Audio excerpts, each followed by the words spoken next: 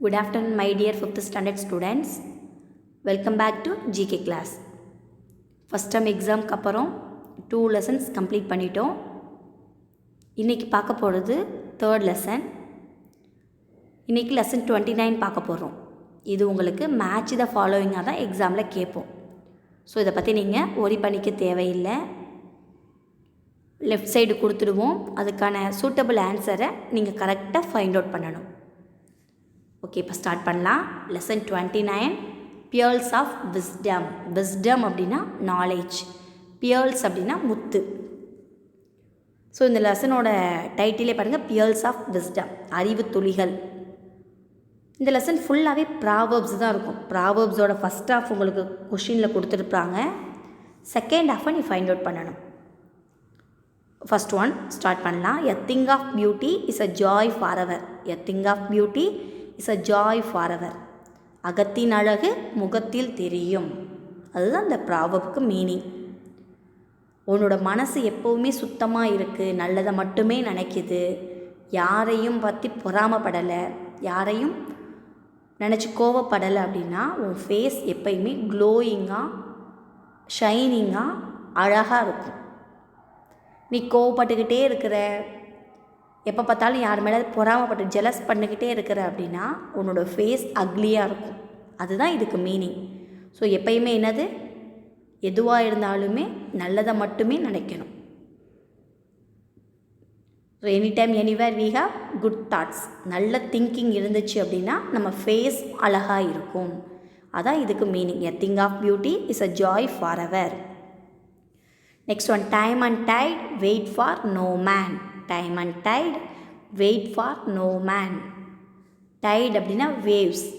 சீலேருந்து வர வேவ்ஸ் வந்து குருச்சேத்ரா ஸ்டூடெண்ட்ஸ் வராங்கன்னு வெயிட் பண்ணாது, 5th ஸ்டாண்டர்ட் ஸ்டூடெண்ட்ஸ் வராங்கன்னு வெயிட் பண்ணாது. அது பாட்டுக்கு அது வேலையை பார்த்துக்கிட்டே தான் இருக்கும். அந்த மாதிரி கிளாக்கில் இருக்கிற அந்த முள்ளும் சரி, டைமும் சரி, யாருக்காகவும் எப்பயுமே வெயிட் பண்ணாது. So time and tide wait for no man. காலமும் நேரமும் யாருக்காகவும் காத்திருக்காது. அது பாட்டுக்கு அது வேலையை செஞ்சுக்கிட்டே இருக்கும். அது மாதிரி நீங்களும் உங்கள் வேலையை ப்ராப்பராக செஞ்சுக்கிட்டே இருக்கணும்.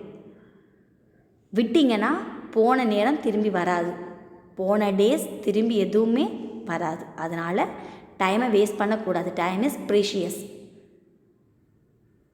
Third one, honesty is the best policy. Honesty is the best policy. மற்றவங்க திங்ஸுக்கு ஆசைப்படக்கூடாது, பொய் சொல்லக்கூடாது, மற்றவங்கள ஏமாற்றக்கூடாது. எப்பயுமே உண்மையாக நேர்மையாக இருக்கணும். அதான் honesty is the best policy. எந்த சூழ்நிலை வந்தாலும் பொய் சொல்லவே கூடாது. எப்பயுமே ஹானஸ்ட்டாக இருக்கணும், உண்மையே பேசணும், உண்மையே நேர்மையாக இருக்கணும் எல்லார்கிட்டையும். எப்படி தர்மபுத்திரர் கடைசி வரைக்கும் போய் பேசலை. கிருஷ்ணா சொல்கிறாரு, காடே சொல்கிறாரு, நீ போய் என்ன பண்ணு, பொய் சொல்லு அப்படின்னு சொல்லிட்டு சொல்கிறார். ஆனால் அவர் அப்பையுமே தர்மபுத்திரர் பொய் சொல்லவே இல்லை. ஸோ பொய் சொல்லாமல் இருந்தவர் தான் தர்மபுத்திரர். தர்மம்னா உண்மை. அந்த மாதிரி தர்மபுத்திரர் மாதிரி நீங்களும் எப்பயுமே உண்மையே பேசணும், மற்றவங்க திங்ஸுக்கு ஆசைப்படக்கூடாது. Honesty person, honesty boy, honesty கேர்ளாக இருக்கணும். Next one, procrastination. ரிப்பீட் பண்ணுங்கள், procrastination. Procrastination is the thief of time. Procrastination அப்படின்னா டிலே. எதையும் டிலே பண்ணக்கூடாது. டிலே இஸ் டேஞ்சரஸ் அப்படின்னாலும் procrastination is the thief of time அப்படின்னாலும் ஒன்று தான். எது செஞ்சாலும் அன்றைய செய், அதுவும் நன்றைய செய். எது செஞ்சாலும் அன்னைக்கே செஞ்சிடணும், அதையும் ஒழுங்காக செய்யணும், நல்லபடியாக செஞ்சு முடிக்கணும். நாளைக்கு செஞ்சுக்கலாமா, நாளைக்கு படிச்சுக்கலாம், நாளைக்கு எழுதிக்கலாம் அப்படின்னு சொல்லிட்டு எந்த ஒரு திங்கையும் டிலே பண்ணக்கூடாது. எது செய்தாலும் அன்றைய செய், அதுவும் நன்றைய செய். Next one, every thing happens for the best. Every thing happens for the best. எல்லாம் நன்மைக்கே. எது நடந்தாலும் நல்லதுக்கு தான். So every thing happens for the best அப்படின்னா எல்லாம் நன்மைக்கே. ஒரு நாள் தெனாலிராமா என்ன பண்ணுறார் அப்படின்னா, கிருஷ்ணதேவராயாவும் தெனாலிராமாவும் இருக்கும்போது அந்த கிங்கோட கையில் வந்து ஒரு பிளேடு கிழிச்சிருது. கிழிச்சிட்டு காமிக்கிறார், ஐயோ எனக்கு கையில் பிளேடு கிழிச்சிடுச்சு தெனாலிராமா அப்படின்னு சொல்லிட்டு காமிக்கிறார். அதுக்கு தெனாலிராமா சொல்கிறாரு, எல்லாம் நன்மைக்கே அரசே, இதுவும் நல்லதுக்கு தான், everything happens for the best அப்படின்னு சொல்கிறாரு. உடனே அந்த கிங்குக்கு கோவம் வந்துடுது. என் ஒரு கிங்கு, நான் இந்த நாட்டோட கிங்கு, என் கையில் வந்து இந்த மாதிரி காயம் பட்டு ரத்தம் கொட்டுது, நீ எவ்ரிதிங் ஹேப்பன்ஸ் ஃபார் த பெஸ்ட்டுன்னு சொல்கிற, உனக்கு எவ்வளோ கொழுப்பு இருக்கும் அப்படின்னு சொல்கிறாரு. ஆம் அரசே, இதுவும் நன்மைக்கேன்னு சொல்கிறாரு. கிங்குக்கு கோவம் வந்துடுது. தெனாலிராமனை தூக்கி உடனே ப்ரிசனில் போட்டுருங்கன்னு சொல்கிறாரு. அவரை தூக்கி ப்ரிசனில் போட்டாங்க. இவர் என்ன பண்ணுறாருன்னா ஹண்டிங்காக கிளம்புறாரு. கிங்கு கிளம்பி ஹண்டிங் போகிறாரு. அப்போ ஹண்டிங் போகும்போது அங்கே ஹண்டிங் பண்ணிக்கிட்டு இருக்கிற இடத்துல நிறைய ட்ரைபல்ஸ், மலைவாழ் மக்கள், ஸோ ட்ரைபல் பீப்புள் நிறைய பேர் இருக்கிறாங்க. அவங்க இந்த கிருஷ்ணதேவராயா கிங்கை பார்த்துட்டாங்க. உடனே என்ன பண்ணிட்டாங்கன்னா, கிங்கை அப்படியே அலைக்கா தூக்கிட்டு வந்து, உங்களை வந்து நாங்கள் இன்றைக்கி பலி கொடுக்க போகிறோம், எங்களோட சாமிக்கு உங்களை பலி கொடுக்க போகிறோன்னு சொல்கிறாங்க. இவர் கெஞ்சிறாரு, அது கிங்கு கெஞ்சிறாரு, என்னை விட்டுருங்கன்னு கெஞ்சிறாரு. அவங்களுக்கு புரியல, ட்ரைபல்ஸ்க்கு புரியல. இவர் பேசுகிறது அவங்களுக்கு புரியல, அவங்க பேசுகிறது இவருக்கு புரியல. உடனே இவரை குளிப்பாட்டி விட்டு, புது ட்ரெஸ் எல்லாம் போட்டு விட்டு, மஞ்சள் குங்குமம்லாம் தேய்ச்சி விட்டு இவரை படுக்க வச்சிடுறாங்க. படுக்க வச்சுட்டு கையெல்லாம் கட்டிடுறாங்க, கை காலில் எல்லாத்தையும் கட்டிடுறாங்க. கட்டிட்டு இவர் என்ன பண்ண போகிறாங்கன்னா, ஒரு பெரிய ஸ்வாட், பெரிய கத்தியாக எடுத்து இவரை ரெண்டாக கட் பண்ண போகிறாங்க, பலி கொடுக்க போகிறாங்க.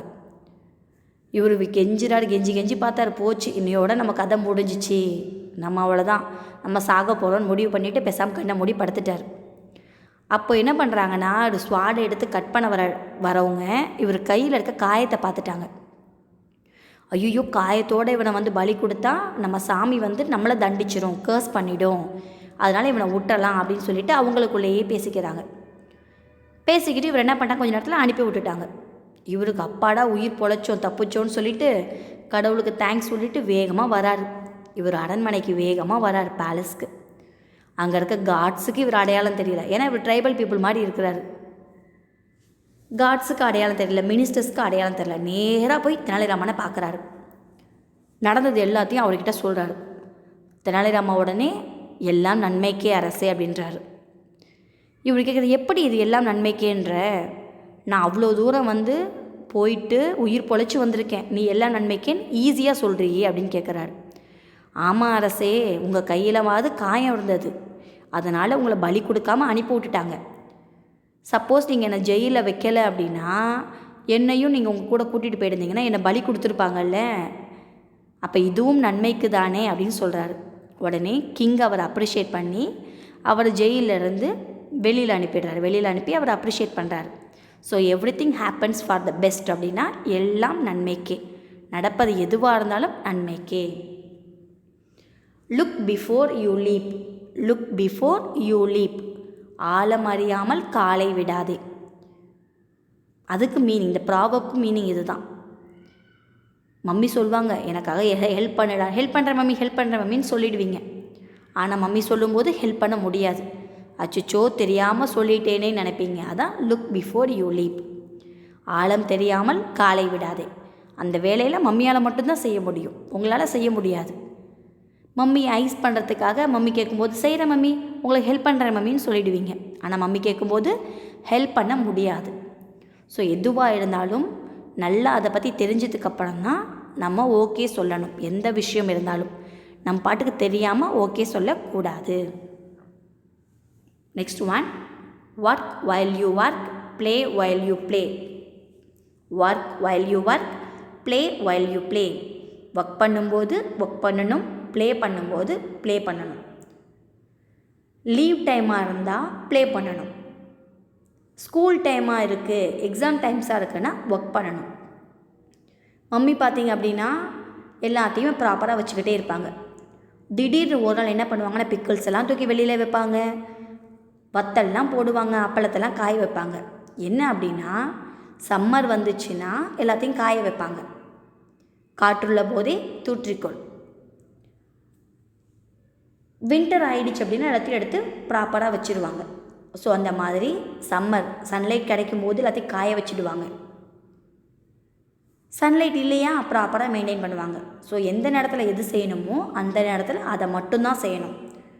டிவியும் பார்ப்பேன், படிக்கவும் செய்வேன்னா செய்ய முடியாது. ஒரு டைமில் நம்மளால் ஒரு ஒர்க் தான் கான்சன்ட்ரேட் பண்ண முடியும். ப்ளே பண்ணுறீங்களா, ப்ளே மட்டும் பண்ணுங்கள், வேறு எந்த வேலையும் செய்யாதீங்க. படிக்கிறீங்கன்னா படிக்கும்போது வேறு எந்த வேலையும் பார்க்காதீங்க. ஸோ படிக்கிற நேரத்தில் படிக்கணும், விளையாடுற நேரத்தில் விளையாடணும்.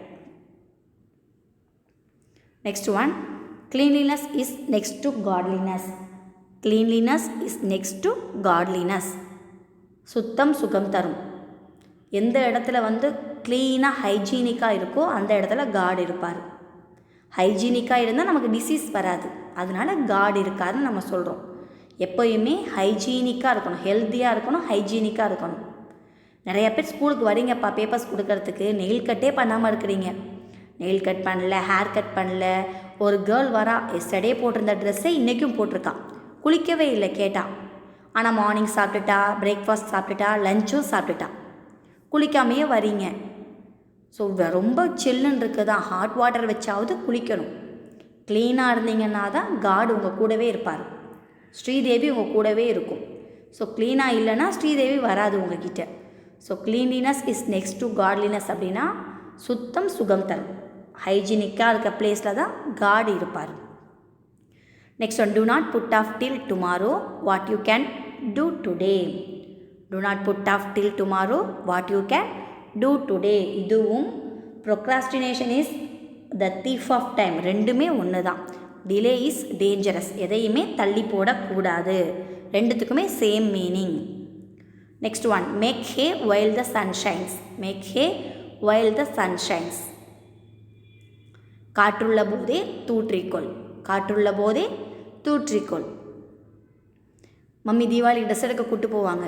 தீபாவளி ட்ரெஸ்ஸை பார்த்துட்டு 2 ட்ரெஸ்ஸாக எடுத்துக்கோன்னு சொல்லுவாங்க. நீ ரொம்ப நல்ல பிள்ளையா, வேணாம் மம்மி ஒன்று போதும் மம்மின்னு சொன்னேன்னா விட்டுருவாங்க. ஒன்று நிறையா கம்பல் பண்ணுவாங்க, 2 எடுத்துக்கூடா 2 எடுத்துக்கூடா, நீ வேணான்ருவ. அதுக்கப்புறம் திரும்பி நீ ட்ரெஸ் கேட்டினா கிடைக்காது. ஸோ கிடைக்கும் போதே யூஸ் பண்ணிக்கணும். காற்றுள்ள போதே தூற்றிக்கொள், எப்போ கிடைக்குதோ அப்போ யூஸ் பண்ணிக்கணும். மம்மி ஷாப்பிங் கூப்பிட்டு போகிறேன்னு சொன்னாங்களா, கிளம்பி போயிடணும். அதுக்கப்புறம் நீ கூப்பிட்டினா மம்மி வரமாட்டாங்க. ஸோ எப்போ கிடைக்குதோ அதை யூட்டிலைஸ் பண்ணிக்கணும். Make hay while the sun shines. காற்றுள்ள போதே தூற்றிக்கொள். Next one, health is wealth. Health is wealth. நோயற்ற வாழ்வே குறைவற்ற செல்வம். வெல்த்னா மணி. மணி நிறையா வச்சுக்கிட்டு டிசீஸ் நிறையா இருந்துச்சுன்னா எந்த யூஸும் கிடையாது. ஸோ ஹெல்த்தியாக சாப்பிட்டிங்கன்னா டிசீஸ் இல்லாமல் ஹாப்பியாக இருக்கலாம். நீங்கள் இப்போவே சாப்பிட்ற ஃபுட்டில் டெய்லியும் எல்லா நியூட்ரியன்ஸும் இருக்கணும். ப்ரோட்டீன் இருக்கணும், ஃபேட் இருக்கணும், விட்டமின்ஸ் இருக்கணும், கார்போஹைட்ரேட்ஸ் இருக்கணும். இது எல்லாம் இருந்துச்சுன்னா உனக்கு டிசீஸ் இருக்காது, நீ ஹெல்த்தியாக இருப்ப. ஸோ நீ சாப்பிட்ற ஃபுட்டில் எப்பயுமே எல்லா நியூட்ரியன்ஸும் இருக்கிற மாதிரி நீங்கள் பார்த்துக்கணும். மம்மி தர ஃபுட்டை சாப்பிட்டாவே போதும். மம்மி தர ஃபுட்டு தான் நியூட்ரிஷியஸ் ஃபுட்டு. ஸோ அதை சாப்பிட்டிங்கனாவே எப்பையும் டிசீஸ் இல்லாமல் ஹெல்த்தியாக இருக்க முடியும். ஸோ இன்றைக்கி இந்த லெசன் ஓவர் ஆகிடுச்சு. நாளைக்கு லெசன் 28ஓட மீட் பண்ணுவோம். ஓகே, தேங்க்யூ ஃபார் வாட்சிங் திஸ் வீடியோ.